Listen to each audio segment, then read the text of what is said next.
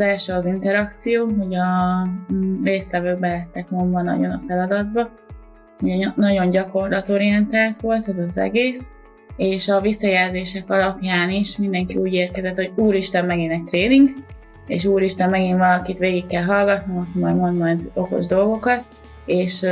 hogy így álltak hozzá, és amikor elindult ez az egész folyamat, akkor ilyen nagyon-nagyon pozitív csalódás volt számukra, hogy teljesen más oldalról lett megközelítve, és szerintem ez a jó, illetve az, hogy a gyakorlati dolgokat már most elkezdték beépíteni a munkájuk során.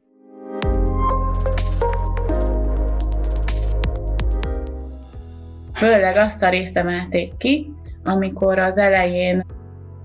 példákat hoztál be különböző élethelyzetekből, úgymond,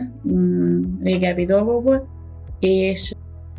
igazából ott fogták meg őket ezek a példák, hogy akkor lehetne lent a termelésbe is másképp hozzáállni a dolgokhoz. Az elején ugye nagyon fixen követték a feladatot, aztán ott volt az első ilyen váltás szerintem, amikor végre mertek kérdezni, és jó kérdéseket tettek fel. Aztán utána egy ideig nagyon favágóba ment a dolog szerintem, hogy ragaszkodtak az adott elképzelésükhöz, és aztán mindig jött valaki, eldobta azt az ötletet, hogy ez akkor nem lesz jó, és hogy teljesen más irányba indultak, és szerintem ezek voltak az olyan áttörések, ami segítette a feladat elvégzésében őket,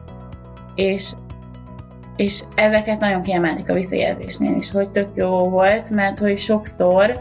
ugyanez van lent termésben, hogy csak menjen le a mennyiség, csökkentsük a, nem tudom, selejtet, stb. De néha meg kell állni, és akkor akár csapatmunkával, több nézettel, több mindent tudnának kihozni.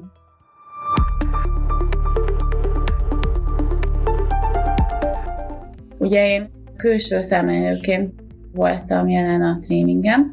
és az volt az érdekes, hogy mi azért használunk különféle kiválasztási módszereket, ugye személyiségteszteket, és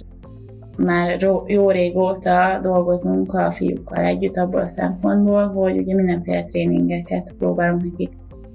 adni, és arra is jó volt szerintem a tréning így kívülről, hogy valakit, akit nagyjából már sejtettünk, hogy milyen irányba mozog, megerősített, tehát volt, aki viszont nagyon nagy meglepetésként szolgált számunkra, és igazából ott azon kezdtünk el gondolkodni, hogyha kicsit a stresszfaktort kivesszük a munkája során, akkor sokkal jobban tudna teljesíteni, és akkor ebbe az irányba mentünk el.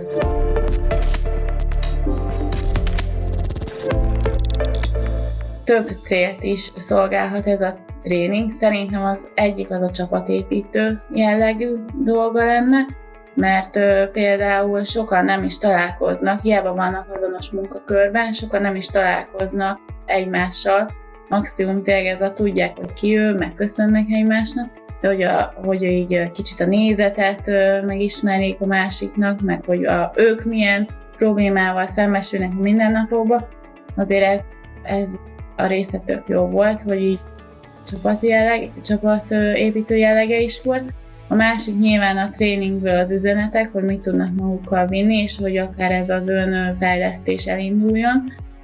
mert a visszajelzéseknél ugye arra is fókuszáltunk, hogy ezek alapján mit látna hasznosnak még a továbbiakban, illetve ugye, amit már említettem, hogy kicsit ilyen kívülről néztük a dolgokat a kolléganőimmel, ugye AC funkciót is néztünk, tehát 19 vezetői értéket néztünk meg, és ez tök jó volt abból a szempontból, hogy volt, amit újra megerősített, volt, aminél még ilyen össze is vitatkoztunk, hogy ki mit látott pontosan, hogyan ugye értékeltük az adott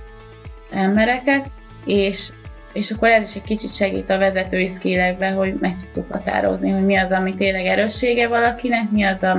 amin fejleszteni kell, és csapatszinten is meg tudtuk nézni, hogy csapatszinten mik azok a gyengeségek, amire rá kell mennünk, hogy ezt fejlesztenünk kell.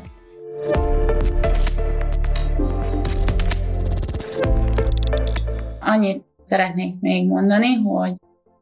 szerintem ezt minden szinten ki lehet próbálni, ezt a fajta képzést, mert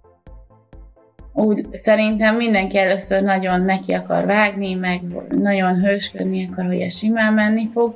és azért megnéznék egy menedzseri szintet is, megnéznék akár egy team leaderi szintet, mert hogy a végén az egész úgy van felépítve, hogy a végén azért ezek a paradigmaváltások hogyan és miként születnek meg, és kiktől jön, az is érdekes szerintem. Szóval inkább ezt mondanám, hogy ha egyszer elkezdődik, akkor menjen végig a gyárba.